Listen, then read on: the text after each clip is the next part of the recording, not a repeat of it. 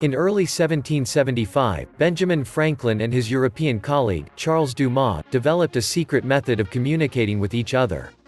Dumas had spent years gathering intelligence in Europe to assist the Americans in their revolt against Britain.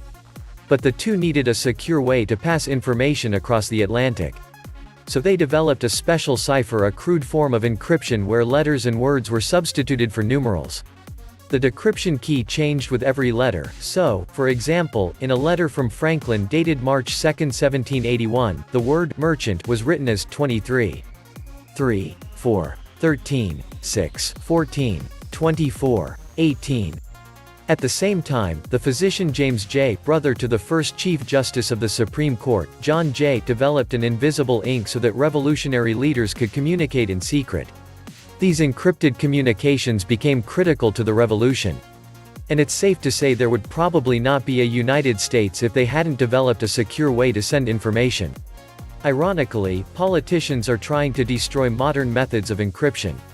Over the past few months, while everyone has been in mandatory isolation, cowering in fear in their homes, and over the past few weeks while the land of the free has been consumed with rage, a few U.S. senators have once again proven that chilling political adage, never let a good crisis go to waste. First things first, like all freedom-killing bills, this one has a catchy name. The Lawful Access to Encrypted Data Act is LEAD for short, as in, move over China. The land of the free will lead the way in destroying the last remaining freedoms of its citizens. In that way it seems more like lead, the highly toxic metal that poisons the brain and creates severe intellectual disability. At its core, the LEAD Act is an encryption killer. It aims to require technology companies to build backdoors into their products to ensure that the government can remotely access your data, your device, and your life. This is nothing short of earth-shattering. Apple, for example, currently provides device encryption on its iPhones and iPads. And once you encrypt your device, only you can decrypt it. Apple can't. Hackers can't. And the government can't. So if your device is ever stolen or confiscated, your data cannot be compromised. Under the LEAD Act, this practice would become illegal. Apple would no longer be able to offer device encryption, and they'd have to provide a way for the federal government to remotely access your device, and all of its contents. The same goes for your favorite chat applications. WhatsApp, for example, is one of the most popular texting apps in the world. A few years ago, Facebook, which owns WhatsApp, began implementing end-to-end encryption for all WhatsApp data. This means that any message you send someone via WhatsApp is immediately encrypted the moment it leaves your phone.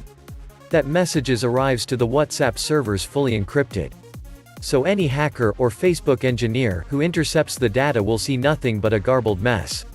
And the message isn't decrypted until it arrives to the intended recipient's device. So the only people who can see the message in clear text are the two people participating in the conversation. No one else can eavesdrop or download the data. But again, under the LEAD Act, this too would become illegal, and Facebook will be obligated to build in a backdoor for the government to remotely access your conversations. LEAD also requires developers of operating systems, like Microsoft Windows and Apple's macOS, to provide backdoor access to your computer. It's extraordinary to think of how far-reaching the effects of this legislation will go. For example, do you use an online password manager like 1Password? They will also be required to give the government access to your data, which essentially would give the government access to everything you do online. Do you upload files and photos to iCloud? Yup. That too. Apple will be required to build a backdoor and give the government access to your data. Any zero-knowledge encryption, whether it's for storing files, sharing photos, texting friends, making video calls, sending encrypted emails, etc., will become illegal under this legislation. And to be crystal clear about what that means, cryptocurrency will effectively become illegal under the LEAD Act as well. That's right. Cryptocurrency relies on data encryption too. Your wallet is essentially a public key-private key combination. And in theory, only you are supposed to have access. But that's exactly what this legislation aims to prevent. The government wants backdoor access to everything. Honestly, this legislation would be hilarious if it weren't actually true, because it shows how totally clueless these people really are. The politicians are calling it as lawful access, as if only the government would be able to use these backdoors. Clearly these people understand nothing about cybersecurity. There is no such thing as a backdoor that only the government can access. Once a technology company creates a way to remotely access a device, then that backdoor is available to anyone who can crack it. It's not like some hacker, or foreign intelligence agency, is going to probe the backdoor on your iPhone and say, "Oh, never mind, this is only for the US government. I guess I'll try to find another way in." If this law passes, not only will the government be able to access your devices, but hackers will have endless new treasures of data to steal, courtesy of the United States Senate. It's genius. On another note, we think gold could double and silver could increase by up to 5 times in the next few years.